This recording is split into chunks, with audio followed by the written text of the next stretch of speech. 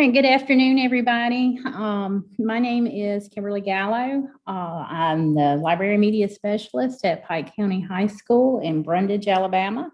And I have my Ed Specialist in Instructional Technology, and I'm working on my PhD in the same. And with me is Brittany Gilmer. Hi, I am 9th and 12th grade science teacher at Pike County High School.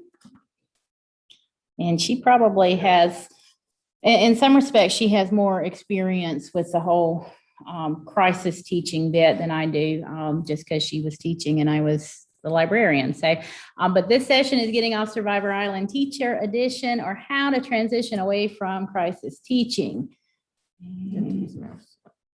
All right. So again, background.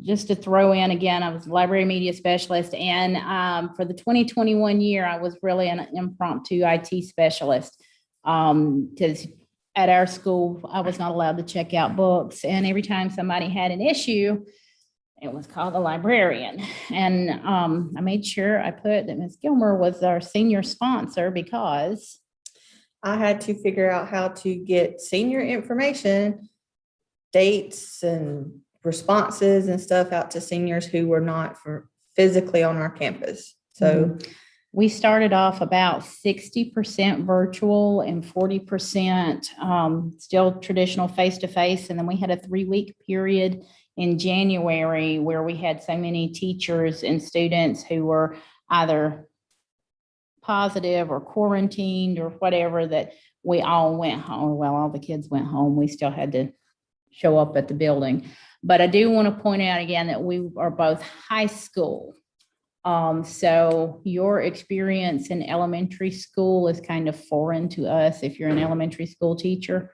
So just make sure y'all are aware of that. Now, the objective for this was to discuss the transition from crisis teaching to making virtual learning a little bit more palatable. And this was designed to be a smackdown session, and then they decided to make it virtual. So make sure you are using that social wall to share what worked and what didn't work for you.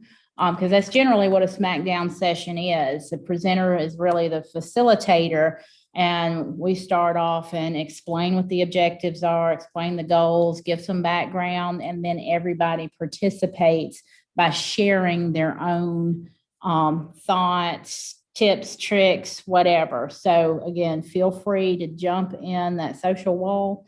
And we are aware that there is about a 15-second or so delay between what we're doing live and what y'all are seeing on the live stream. So in those moments, we'll pause we may take a 30-second pause just to give y'all time to throw information in on the social wall. All that said,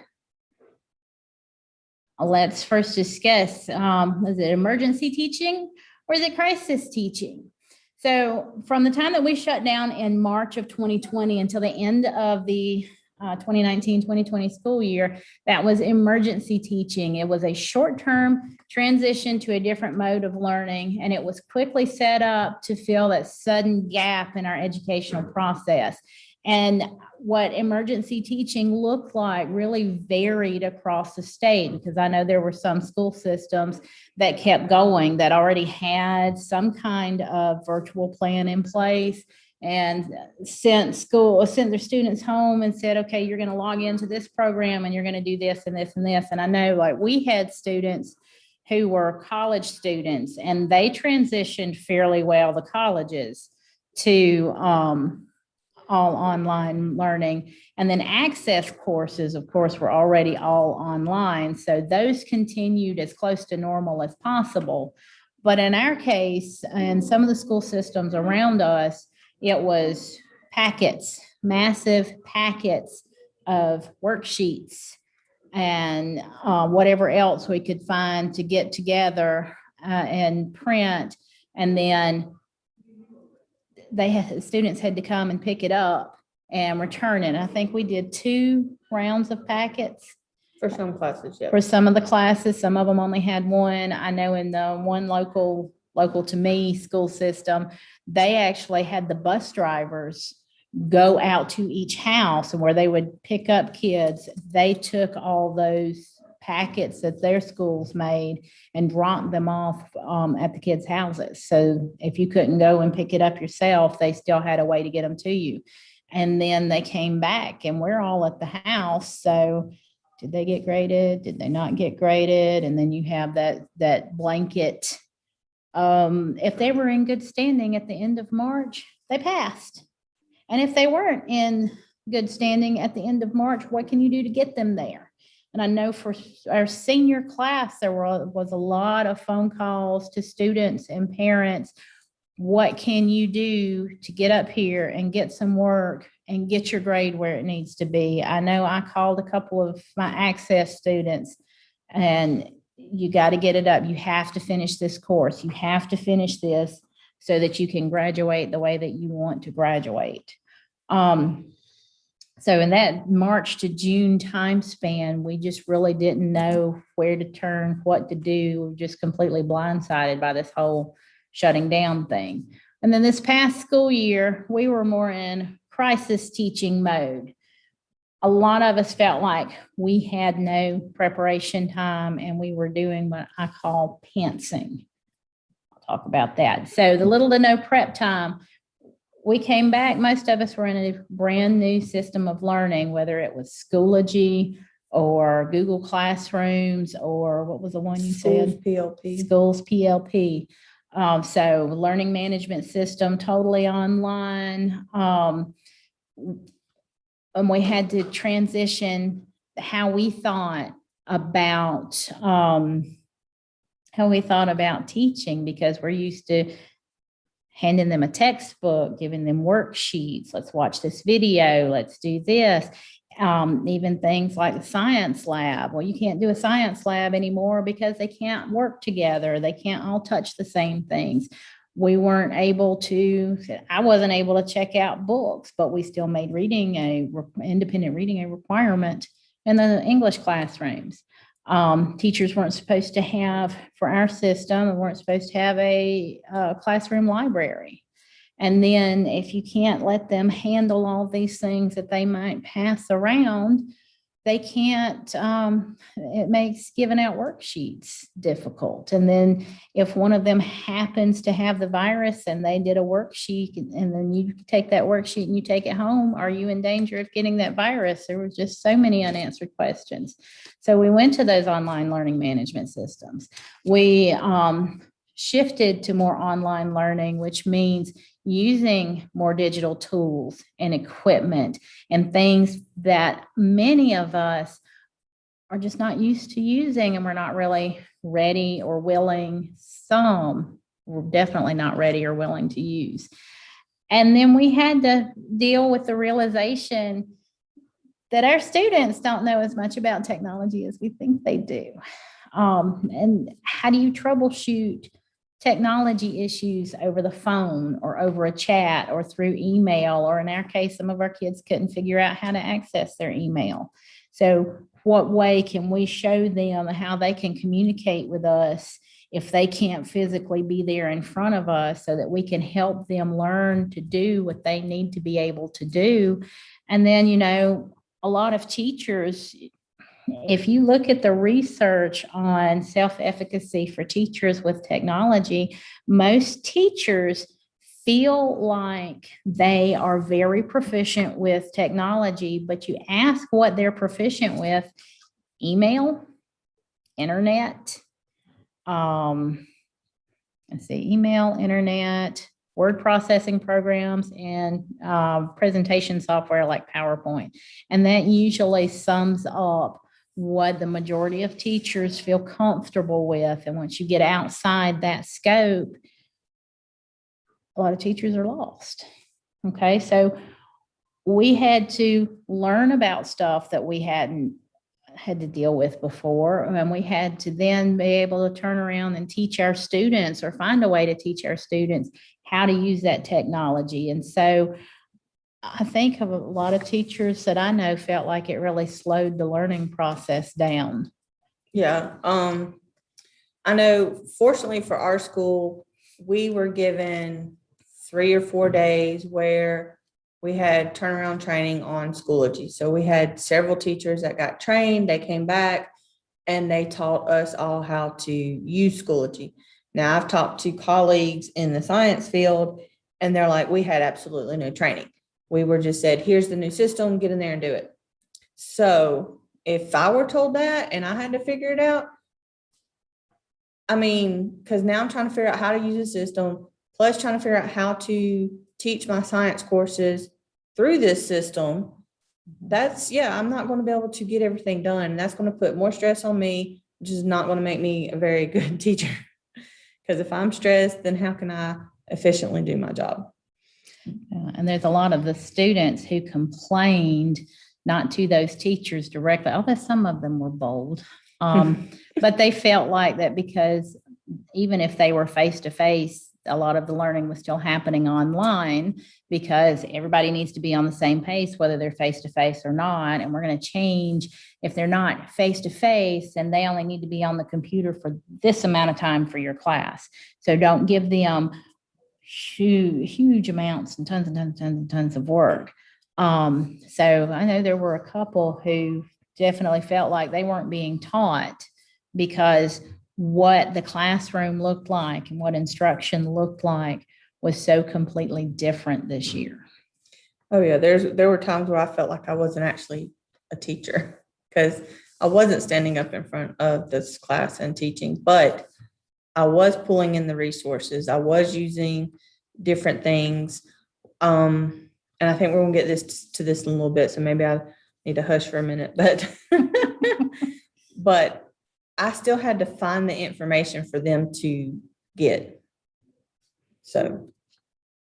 Okay. And then I use the term pantsing, and I call that a technical term. It just means flying by the seat of your pants. I participate in occasionally when I have time, which has not been the last few years, but the NaNoWriMo, the National Novel Writing Month, where you try to write a whole novel in the month of November, and a group I'm in, they use that term. If you're a pantser, then you don't do any prep before you start writing your novel. You don't have all the notebooks of character names and personality descriptions and your everything else going on. So it's just a term.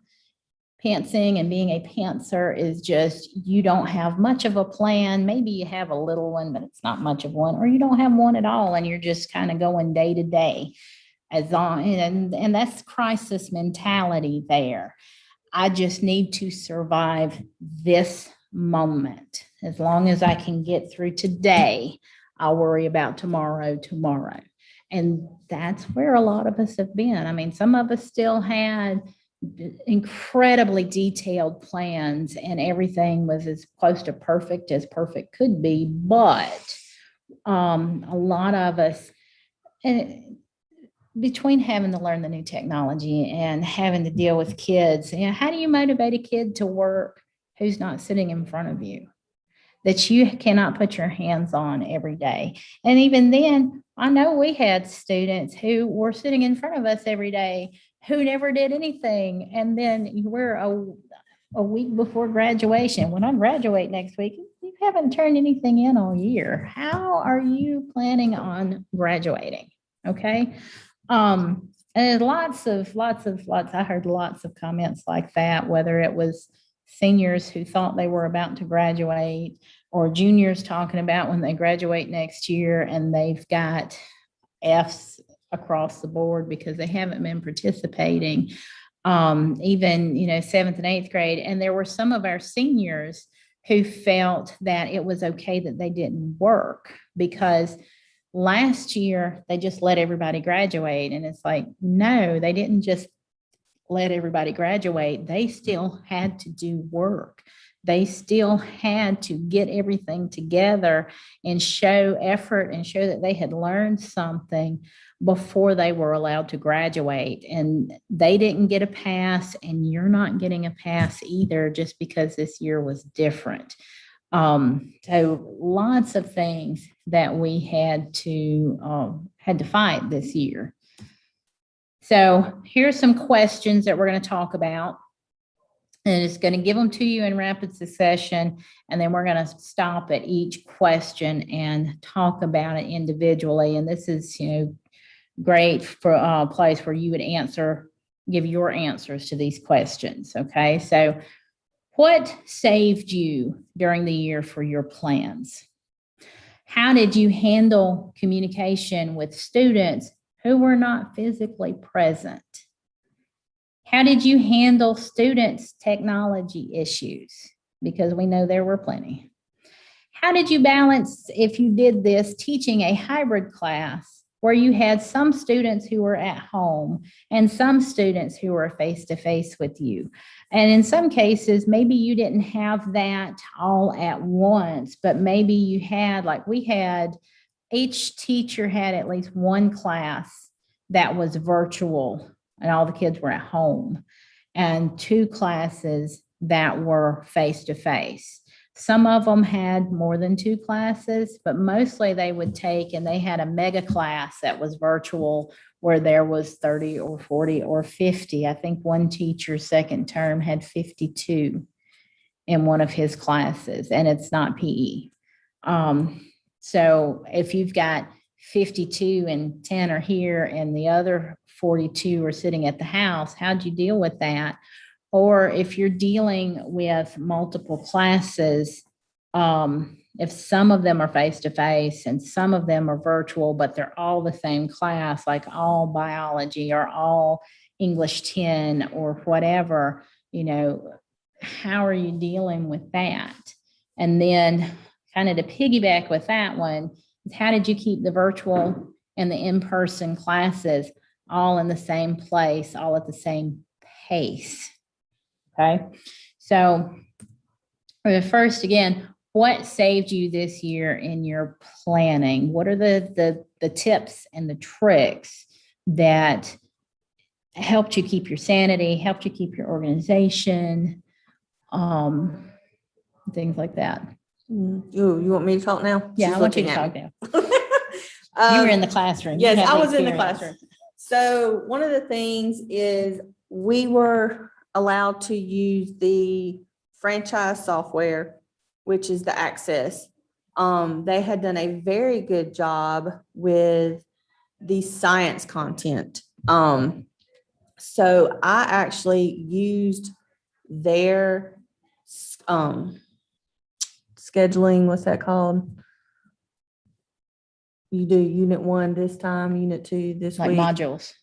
Yeah, but not thank you. Okay. Pacing guides. So I use their pacing guides. And now first term, because we're blocked, so I have a different set of kids first term before Christmas and then after Christmas. So first half of the year, I had the seniors, and I had an environmental class that was face-to-face. And then I had a handful of environmental kids that were virtual. And so that class was actually a hybrid class. And then I had a virtual anatomy class and a face-to-face anatomy class. So I had to keep everybody on the same page, because what happens if we go home? So this is what I did. They had these assignments. They watched videos to supplement. For science, I found virtual labs that they could do and fill out. They still had those kind of questions, thinking questions, thought-provoking questions, that kind of thing on those labs. So they were still covering the content. Now, I know I heard from my neighbor teacher that some of the franchise information, and I really didn't look at school PLP a whole lot, so I'm not very familiar with that one. That for her content, the franchise was not very good. The setup was not very good. So she didn't feel like she could really use it. So she did more having to supplement a whole lot and coming up with her own things. And then I had my neighbor across the hall. She didn't want to fool with the kids turning in blank documents, because how many of us had blank documents all year up until the very last week of school? So she, to save her sanity, she made all of hers in Schoology assessments. So it graded it itself. She didn't have to worry about kids not turning in a document or turning it in blank or whatever else. So that was just some things that happened in my building with my neighbors and things. Okay. And for me, like I said, my experience is different because I'm the librarian. So I didn't have kids coming in and out, although they did come and have breakfast in the library before they went off campus for career tech.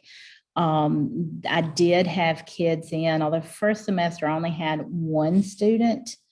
And then all of my students who I facilitated for access were off campus. And getting communication with those students was non-existent. And then second semester, I had a lot more students. I had what felt like a ton in access, which again, communication with them, if they were not face-to-face, just did not happen. And it didn't matter if I called home, I sent email, if I sent messages in Schoology, if I sent email through access, there was no communication with those students. They would not communicate back with me. But for the school as a whole, I made a virtual library space in Schoology. I created a library course, and then I added all the students into it. And then that's where I was putting my links for virtual books, courses, things that they needed, test prep, videos to help them. I did discussion boards to facilitate discussions between the students, and like gamer chat. They loved that one, just blew up. I mean, just some of the teachers got annoyed with how many notifications I got. So-and-so replied to the chat, the conversation in gamer chat, and the teachers are like, make this stop. But it became such a huge, valuable resource in a way that I was able to get everybody in the school connected. And even then, we would take the school announcements and post them in the library announcements feed because everybody got that update. So if they were checking their updates, they knew what was going on in the school. I think being able to do that helped me out just to keep my sanity, because I miss the kids. I miss checking out with them. And I was able, usually I do face-to-face lessons as a teacher's request. And now it was, let me make a video for you, because I could come and do it face-to-face with your class that is face-to-face, but what about your kids who were online? And if you're doing everything else on Schoology, what's the point in me coming down there? I guess it was stressful. So some of the things we've got that y'all are posting, having a partner teacher who can share ideas and resources with, and that is absolutely, we all need that, right? We wound up doing groups in Schoology to connect our subject area teachers, because again, high school, and I'm sure elementary school did something similar, maybe with grade levels, but for high school, we did groups to connect all of our subject area teachers across the system. So we have 2 high schools, and both of those high schools, they had that group, and they shared content. And some of them, like say the geometry teacher on both campuses, one would do one unit and they would both share it. And I know they did that with American history. The teacher on our campus would do a unit and get everything together, and they would do it in their shared sandbox group. And then the teacher at the other campus would do the next unit and then share it. And that helped reduce their workload. Let's see, on top of the whole pandemic thing, teaching science became an issue when Adobe Flash went off air and all my online labs no longer worked. Yes, that was absolutely, I got so many, because again, being the impromptu tech person, every time there's a tech issue, I mean, I'll get a text message, is the Wi-Fi down? I don't know. Is it? I'm not on the Wi-Fi right now. Are you on the Wi-Fi? Did I now go down? Hold on. Yes, it appears that it is down. Can you fix it? No, that is not in my wheelhouse. That's above my pay grade. But yes, Kathy said that. I was the same way. You know, I had several tried and true Flash virtual labs that I had used over the years, because sometimes even when you had access to the science lab, some of those Flash virtual labs, you could do something in a day that might take you a week when you just did not have the time to do that. Oh, yeah. So I had to find newer versions. I had to go looking all over again. Yeah, those Flash labs were amazing. And I hate that Flash just went away and now we can't use those. Yeah, but you know, we were warned for years that Flash was going Oh, away. I know, but we just kept Like 5 ignoring years. that. Well, because Flash kept saying, well, maybe next year. Maybe not. But that's why tablets have never been able to use Flash, is because Flash has always been going out the door. Right. Going to shut it down. But, you know, when they did that, Access and all that franchise material that was there for Schoology did get updated. And some of the stuff they updated for Access is like way better now. It really is. Some of those labs that Access had put in were very much better, or the franchise Access was very much better than some of those older virtual labs. And Kathy also mentions Labster and Cami, as programs that are great for her. I've heard a lot of people talk about Cami. Scan all the in-class coloring sheets for anatomy into digital. Now, also, I need to look into that one. I will also throw out there that on the Alabama Virtual Library and the high school stuff, there is some virtual science stuff. And one of them, you remember in the encyclopedias, if you got into human anatomy, there were those pages that the last page was a skeleton and then you could build The overlays. Yeah. And so the programs on the Alabama Virtual Library that use like that overlay system. And there's lots of really great stuff in the virtual library. Another thing was communication. Yes, I called more parents this year than I've ever called. Oh, that's the next question. Yeah, we're gonna come back to that. We'll get back to that one. System subscribes to screen management system called Go Guardian, allows us to see the screens of the students, chat, and connect with them through a video chat. I so wish, especially when I'm in facilitating Access, that I had something like that. And I know it's weird because in our system, I know there have been teachers who have convinced IT to give them a program like that. So that they can monitor what the kids are doing. And then when I asked for it, it was like, no. But yeah, because I discussed this with my principal at the end of the year, and he said that they actually had that at his last school. We had a new principal this year. In the middle of the pandemic, we get new administration, but it was great. Everything worked out. But he said they had that very similar programs, and it could actually see the laptops that were on the server too. Kathy says her school uses Securely, which we do too, but she says she can view all the student screens live. So I think our IT people have some explaining to do. We're gonna have to contact our IT department. I'll push out a website and all the kids' browsers would automatically open to that page. Ooh. Yeah, we got some talking to our IT people to do after this. Thank you, Kathy. Laura says she got Google certification when this all started and watched lots of Schoology YouTube videos. And I think we've all had to do that. And YouTube is like, which I'm saying, I want Google certification and ISTE certification and Microsoft certification because I'm an overachiever like that. But YouTube is absolutely one of the best sources of how-tos, because not only can you see what they're doing, but it's a video, so you can stop it and you can back up. Hey, what did they say? And sometimes you can turn on the closed captioning if you just can't understand it and can get it that way. But mostly you can watch it and you can watch it and you can watch it and you can watch it again, and you're not having to bother your IT person with constant questions of how do I do this? Charles says Schoology was actually a lifesaver for me this year.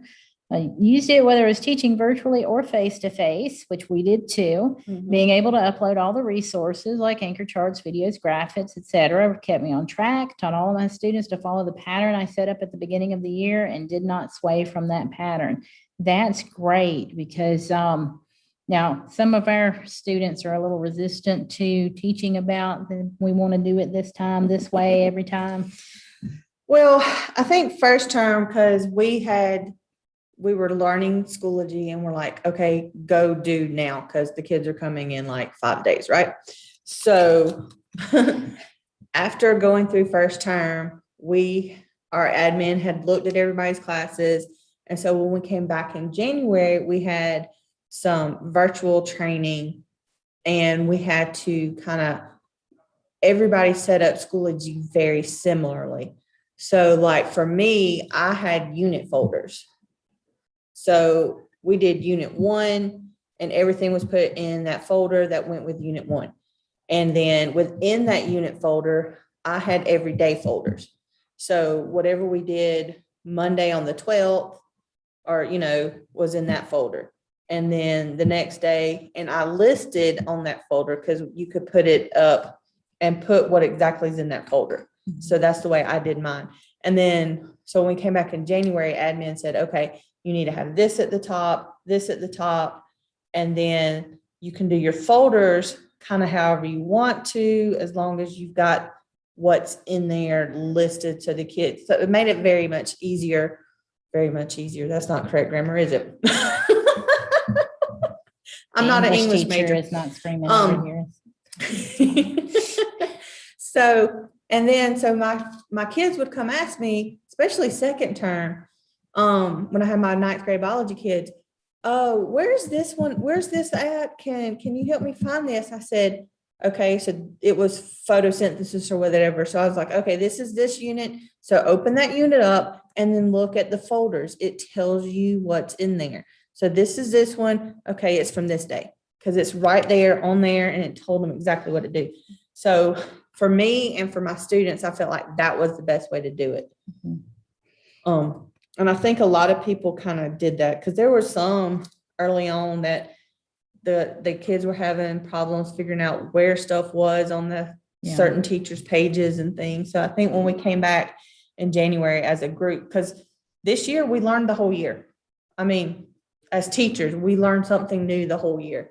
And I think we learned that, okay, if we all set it up very similarly. Yeah, there we go. Can't say that word.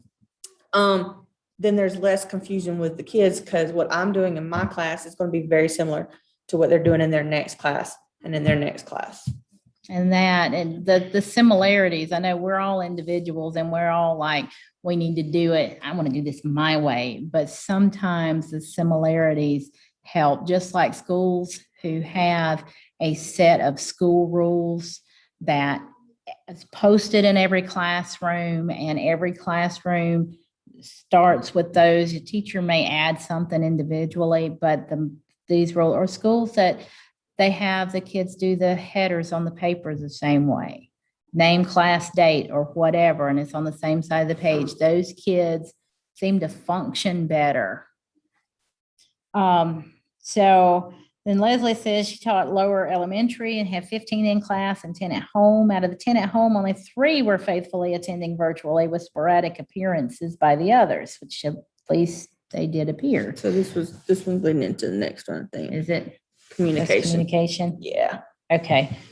So she says they had to do a lot of email communication with parents as well as phone calls. Communication with parents was highly increased, which with the ones at home, it had to be. We were required to record our live sessions for those that couldn't attend live, which also should have helped the ones who did attend live and just needed that ability to go back and rewatch some of it. Weekly newsletter kept parents abreast of what was going on and did recap and reminders daily live. Grade level worked collaboratively to plan to get and share out resources. It was definitely different and often a struggle. Which Charles says, been teaching 22 years and really felt like I did my best teaching this year because I was in constant communication with everyone. And communication was definitely more important in some ways this year than it's ever been before. Like I said, with my virtual library space, we were able to push out reminders, announcements to everybody. We also have a teacher who runs our athletic webpage, and we use it as an announcement space when we need things to get out, because it is the most viewed high school athletic website in the state.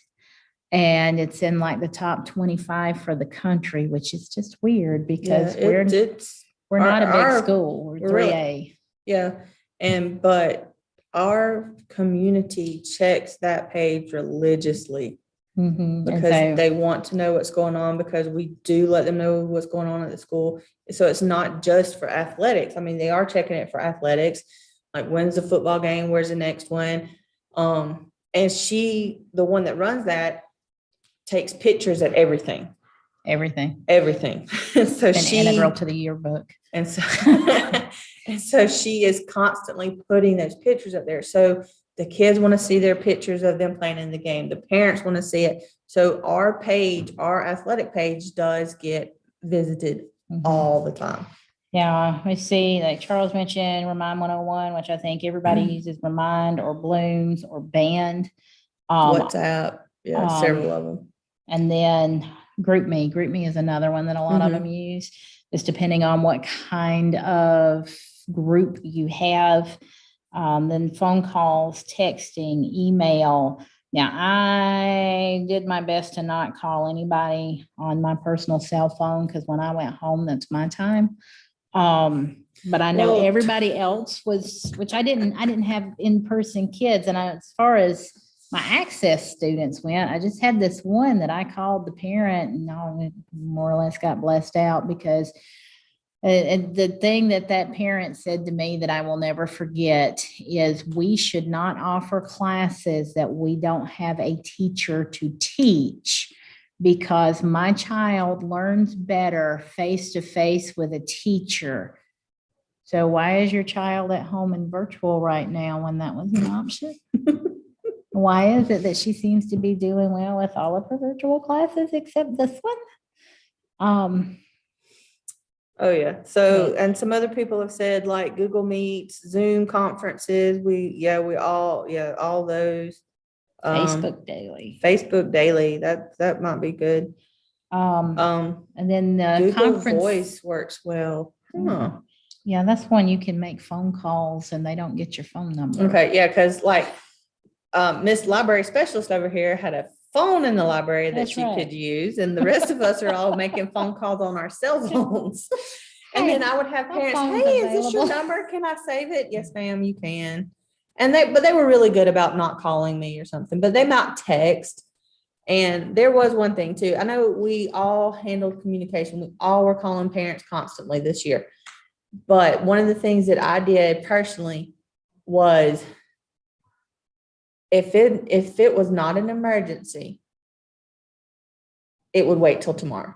So emails. If it was after hours. Yeah, if it was after hours.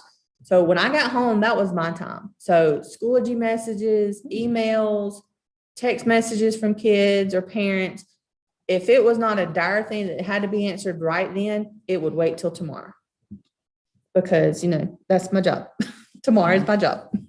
Leslie says that Google Voice assigns a number to you that you can give out.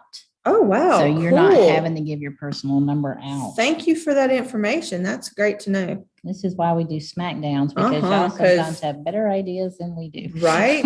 Yes. Also, one other thing that I don't know if you're aware of, but something I know that has come up in the past when we're dealing with some parents who are really, really hard to get in touch with, and you got those big school-wide announcements or important like grade level announcements, you can get the power company to put it on the power bill. Oh, yeah, that would work too. Yeah. And our system does have the robocalls that'll go out to the parents, and they can do it by grade level or, grade level, school, if they're assigned to certain programs, they just have to make a list in the computer and then record that and push it out. And since I would get calls about, if we're closing for weather or something like that, but if it went out to a grade level, I wouldn't get that call because I didn't have kids in the system. But if it went out for an 11th grade system or something, you would get the call. I have gotten so many robocalls in the last few weeks about summer school, and it's as though I bet the first day of summer school, thankfully I was not there, that there were all kinds of students being dropped off at school because it was just summer school starts on this day, and it wasn't sent out to just the parents who have kids who needed to attend summer school. It went out to all the parents in the whole system, so that had to be really fun.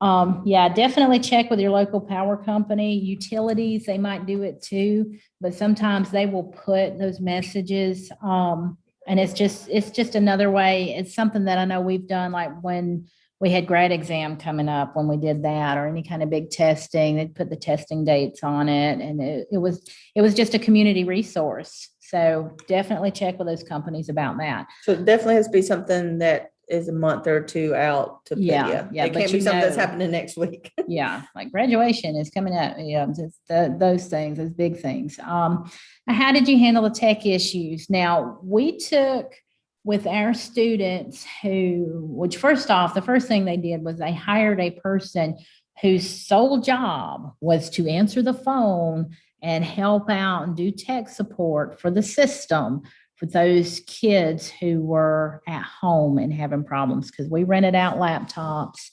And they would go to that guy to pick up the laptop, and then they were supposed to call him with issues, but they never called him. They would call the school, or they would call and they could never get through and leave a message, and he would never call back. So they would wind up calling their school system, and the secretary at our school didn't know what else to do except forward their calls to my phone.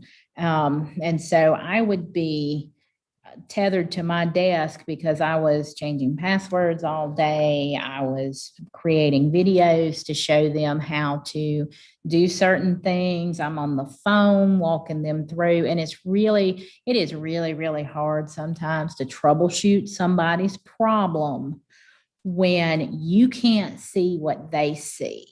And I know I had one come in with their tablet because I was telling them to go to this, and the teacher they were working with told them to go to a different website. And the way it pulled up on their tablet was a way I did not understand what they were looking at. So I had to get approval for them to come on our campus, because our campus was pretty well locked down. Just so I could see what they saw, and then I could walk them through it. Then all of our students who didn't post any work, who never turned anything in, they got reported to truancy. And at truancy court, our assistant principal made appointments for them. And that was like my entire week. 1 week was parents and students coming up for me to sit down with them one-on-one and show them how to do things in Schoology, which I showed one group how to, I think a grandparent and grandkids, and was showing them how to do it, because they flat out said at truancy council that they didn't do any of the work because they didn't know how to post it. So I showed them, and both of those kids looked at me and said, "We know how to do this. We just said that we didn't." Great. I had one come up who was doing, he was not remembering how to, he would open the file and do the work, and then he didn't save it. So then he uploaded blank documents. And the mother swore he was doing the work. So that's the only thing that could be is he wasn't saving it. Mhm. I had one parent drop off a computer on her way to work because we couldn't get it to sign in. And all of a sudden the password doesn't work, and cap locks was on. So all we had to do was turn the cap key off. And but that was a lot of my job this year. And if the teachers couldn't figure out how to explain it to the students, or they couldn't figure out what the issue was, then they'd send them to me. And I made 40 instructional videos on how to do techie things over this past school year. Yeah, there was in-class tech issues. I could usually figure those out, which was great. But yeah, I would have kids communicate to me, "I can't do this," or "I don't know what's going on." And if I didn't know how to do it, I would contact my lovely media specialist and say, "Hey, this kid's having this issue. Can you help them?" And either she would help them, or she would send them on to the tech person at the county level. And then we had the Chromebooks. Yes, the Chromebooks. Yes. So our internet system did not like Chromebooks. And to preface that, we should point out that we have a person on our school board who does not like Google and does not like Chromebooks. So we're not allowed to have Chromebooks. Google, the Google Suite stuff. And so students could bring their own computers. And so we had several who brought Chromebooks.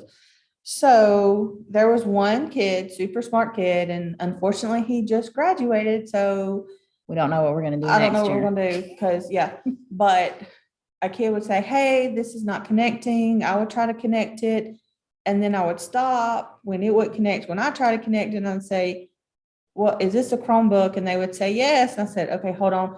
Let me find this kid." Hey, I'd call or text or something, or Oh, yeah. can I borrow this kid? Because he's the I only one see. on campus that knows how to connect Chromebooks to the And Wi-Fi. It took that child and one of our IT people like 30 minutes one day fighting with his personal computer to figure out how to get it to jive with our security. And then once he got it, he'd have to take his Chromebook and then Because there was some bookmark thing he had to share with the other kids, and it was it crazy. was beyond me. And they never shared it with me so that I could help anybody. So yeah, we just find it. We may have to call him back up to the school. We can pay him in juice. Yeah. He went around one day to like 3 classrooms because we had 3 different kids that had Chromebooks that would connect. And of course, like probably many of y'all, we served breakfast, break, and lunch in the classrooms. So we had extra juices, and he came back to the library because he was your library aide with like 2 bags full of juice. Yeah, actually, it was good. He Yeah. wanted it. He liked it. yeah. And it didn't go to waste. Now to touch back on the communication, when Charles says he kept communication logs with date, times, and notes, had parent questions, issues, you go back to the log and say, I sent you an email on this day at this time, and you responded with, or your text from this day at this time said.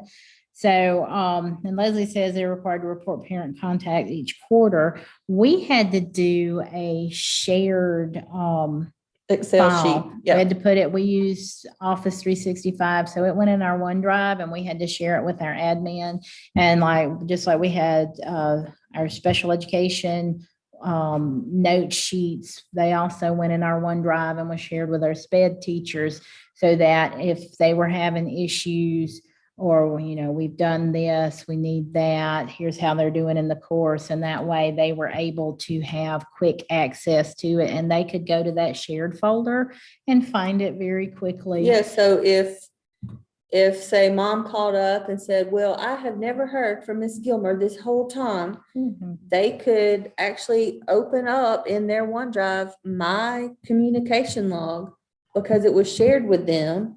And say, well, ma'am, she called you on this date and left you a voicemail. So, that's all that CYA, have all that paperwork. All right. All right. So then Leslie says we had a tech team at the district level for tech issues, which I think everybody does. And we had a tech person at the school level, which I wish we did, but a lot of places it was a library media specialist. The school is so large, it was overwhelming. So tried as a teacher to do what I could with the parent or student before referring them to our tech person. If you could lighten the load, tried. And that is awesome. And all of us techie people really appreciate that. I know one thing too is, and it should have happened in August, but it did happen in January. All the virtual kids came on campus for one day. The face-to-face kids stayed home. The virtual kids came on campus and had a Schoology crash course. Like, this is what is expected in my class. And they would go to all their classes that day. This is what is expected. It was like a half day. And I think we should have done that in August. But that's one of those things that comes back to, we think that our kids know the technology and that, we're going to hand them this tech thing. They're on their phones all the time. They know how to do this. Right. And then we go, oh, no, wait. Okay. All right. How did you balance hybrid teaching? How did you deal if you had either multiple classes where some were face-to-face and some were virtual, or where you had a class that had like all virtual and or half virtual, half face-to-face. And I know we had some teachers we had one teacher who was all virtual, and during her planning block, she had a student who was taking a class virtually that the teacher was at the other school. Yes, we had my teacher neighbor, she taught virtually one of her classes, and she had kids from the high school across the county that was in her virtual class.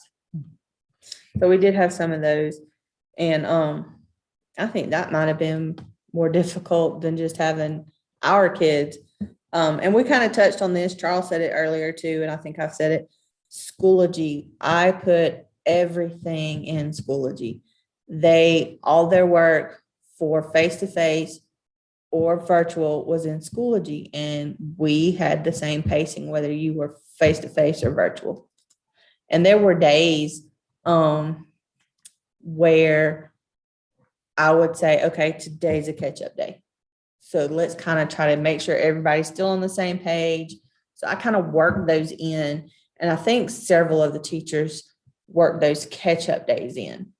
Yeah. So sometimes even in a normal year, you have to throw in a catch-up day. Although I think I only ever did one when I was in the classroom. I would do one in a 9 weeks, right towards the end, hand up that progress report and say, go fill in zeros. Right. And I don't know about y'all, but there were so many zeros in my grade book this year because of kids not turning in or turning in blank and not going back and checking. But that's what I would do. I would say, okay, here's where you're standing. These are the assignments you're missing. We need to get these caught up before we move on. And then we really didn't have, for the most part, most of us did not have firm deadlines because, okay, what happens if this kid's at home and the internet has gone down for 2 days in their area or something like that?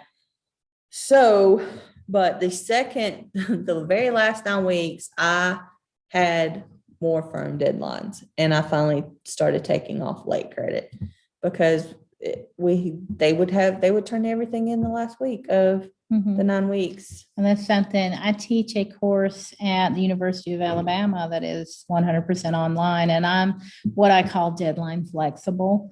And these deadlines are here for pacing. I'm not going to take points off. Just make sure you get it done. It probably has the potential to impact your grade if you're turning the whole course in right when it's due. And I have to put, post grades because I'm going to get frustrated that I'm having to grade so much all at once. But, But then there's less, if you're turning everything in at the last minute, there's less room to actually learn, because we learn from doing things wrong sometimes and then going back and fixing it.